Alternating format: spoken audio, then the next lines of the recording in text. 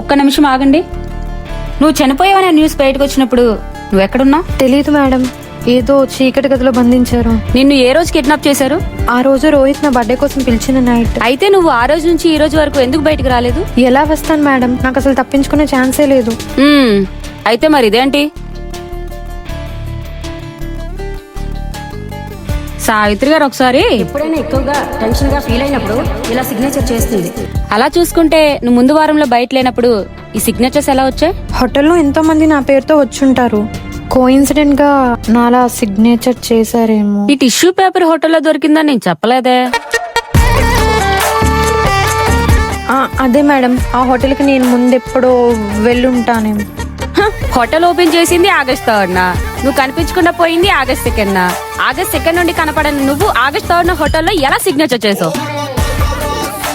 చెప్పమ్మా శాలిని.